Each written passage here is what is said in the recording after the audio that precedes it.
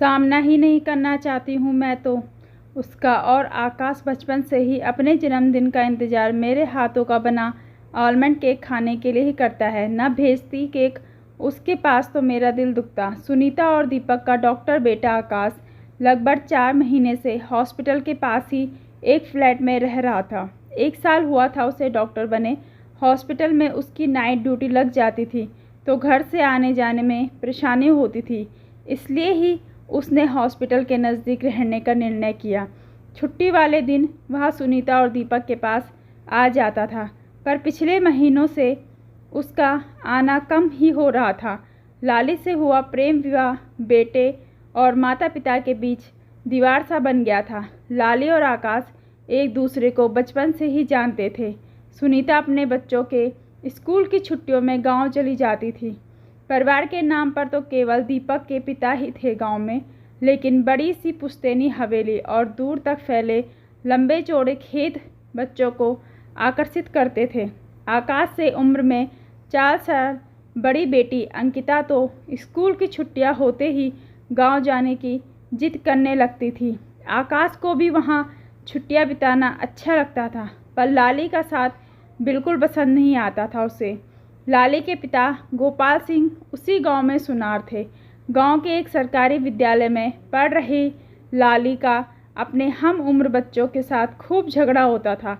छुट्टियों में सुनीता के गांव जाने पर गोपाल सिंह की इच्छा होती कि इधर उधर भटकने से अच्छा है लाली सुनीता के बच्चों के साथ खेलती रहे। बिन माँ की बच्ची की देखभाल करने वाला उसके घर पर कोई था भी नहीं। लाली आकाश से उम्र में तो छोटी थी, पर अक्सर आकाश के साथ उसका भी झगड़ा हो जाता था। आकाश बार बार माँ के पास आकर उसकी शिकायत करता, और जब माँ आकाश को अपनी अंकिता दीदी के साथ ही खेलने को कहती तो लाली अंकिता को पटाकर अपने साथ मिला लेती थी। बेचारा आकाश अकेले पड़ जाता था। सुनीता फिर बीच में पड़ती और तीनों को एक साथ बिठाकर प्रेरणादायक किस्सा और ज्ञानवर्धक व रोचक कहानियाँ सुनाती। अंधविश्वास से जुड़ी बातें बताकर उनसे दूर रहने और मेहनत के बल पर सफलता हासिल करने की शिक्षा भी देने का प्रयास करती थी। दोपहर के समय लाली को वह अपने बच्चों के साथ ही खाना खिलाती। जितने दिन भी सुनीता वहाँ रहती, लाली को लड़ाई झगड़ों से दूर रहकर सबसे मीठा व्यवहार करने की सीख देती। कभी लगता था कि लाली पर कुछ असर हो रहा है, तो कभी वह वापस अपने रंग में आ जाती थी। यह सिलसिला लगभग हर वर्ष चलता था, किंतु जब बच्चे बड़े हो गए तो सुनीता का वहाँ जाना भी कम हो गया। दीपक ने अपने पिता के निधन के बाद गांव की हवेली और खेतों को बेच दिया और अब उन गांव का जाना बिल्कुल बंद हो गया। समय अपनी गति से भाग रहा था। एमए की पढ़ाई पूरी होते ही अंकिता की नौकरी लग गई और फिर उसका विवाह ऑस्ट्रेलिया में रह रहे तनु से हो गया। आकाश मेडिकल कॉलेज में एडमिशन लेकर अपने मम्मी पापा के सपने को साकार करने में जुट गया। बच्चों को फलता फूलता देख सुनीता और दीपक फूले न समाते थे। इधर आकाश डॉक्टर बना, उधर अंकिता के जीवन में नई खुशियों ने दस्तक दे दी थी। किंतु डिलीवरी से लगभग 3 माह पहले कुछ दिक्कतों के कारण उसे डॉक्टर ने बेड रेस्ट बता दिया। सुनीता ने दीपक से कहकर अंकिता के पास जाने का कार्यक्रम बना लिया। आकाश भी चाहता था कि ऐसे समय में मम्मी पापा अंकिता दीदी के पास चले जाएं। जाने से पहले सुनीता आकाश के खाने पीने के लिए कोई व्यवस्था कर देना चाहती थी। किसी मेड को रखने की बात वह सोच रही थी कि अचानक गोपाल सिंह का फ़ोन आ गया। उसने बताया कि लाली जयपुर में रह रही है और ज्वेलरी डिज़ाइन का कोर्स कर रही है और अब से 6 महीने की ट्रेनिंग करने के लिए दिल्ली आना है। उसका आग्रह था कि दीपक लाली के लिए कोई ठीक सा पीजी देख ले। सुनीता ने सोचा कि यदि लाली उनके घर पर ही रह जाए तो गोपाल का भी काम हो जाएगा और आकाश के खाने को लेकर भी बेफिक्र हो जाएंगे। खाना बनाना तो आता ही होगा लाली को। बस उसने गोपाल को फ़ोन कर लाली को अपने घर पर ही रहने को कह दिया और आकाश को समझा दिया कि वह उससे ज़्यादा बातचीत ना करे, ताकि बचपन की तरह ही नोक झोंक न होने लगे दोनों के बीच। सुनीता और दीपक 6 महीने का वीज़ा लेकर बेटी अंकिता के पास ऑस्ट्रेलिया चले गए। उनके जाने के कुछ दिनों बाद ही लाली वहां आ गई। उधर अंकिता को बेटे की सौगात मिली। ऑस्ट्रेलिया में 6 महीने बिताकर सुनीता जब घर वापस लौट रही थी, लाली अपनी ट्रेनिंग पूरी कर लौट चुकी थी। लाली को अपने यहाँ रखने के निर्णय पर पछतावा हो रहा था सुनीता को। उसने सोचा था कि जब तक ऑस्ट्रेलिया में है, लाली आकाश के पास रहे तो क्या हर्ज है। वह घर पर खाना बना लेगी तो आकाश को भी बाहर का नहीं खाना पड़ेगा। पर यह नहीं पता था कि लाली आकाश के पेट से दिल तक पहुंच जाएगी। सुनीता और दीपक अब अपने आप को ठगा सा महसूस करने लगे जब आकाश ने लाली के साथ शादी करने की जिद पकड़ ली। सुनीता और दीपक को समझाना भी बेकार चला गया। हार कर उन्होंने शादी की इजाज़त दे दी, पर साथ ही यह भी कह दिया कि शादी कोर्ट में ही होगी और वे दोनों वहां उस समय उपस्थित नहीं रहेंगे। आकाश के दोस्त ही गवाह बनकर साइन कर देंगे। तभी दरवाजे की घंटी बजने से सुनीता वर्तमान में लौट आई। शायद दीपक आ गए सोचते हुए उसने दरवाज़ा खोला।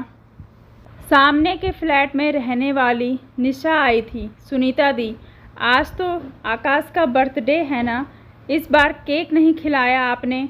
दोनों के बैठते ही निशा बनावटी शिकायत करने हुई बोली, अरे क्या बताऊं निशा, जब से आकाश की लाली के साथ शादी हुई है मन बुझ सा गया है मेरा। बनाया तो था केक, पर तुम्हें देना भूल गई। क्या सुनीता दी, आप इतनी दकियानूसी कब से हो गई है? आपकी नाराज़गी की वजह तो बस यही है ना कि आपकी जाति नहीं है। लाली का पक्ष लेते हुए सुनीता को समझाने के अंदाज में निशा बोली, अरे नहीं, जाति पाति में तो विश्वास नहीं रखती मैं, पर लड़की आकाश के लायक हो तो खूब देखा है मैंने उसे। चलो छोड़ो, मैं केक लेकर आती हूँ। सुनीता सोफे से उठने लगी तो निशा ने रोक दिया, अभी नहीं, बाद में।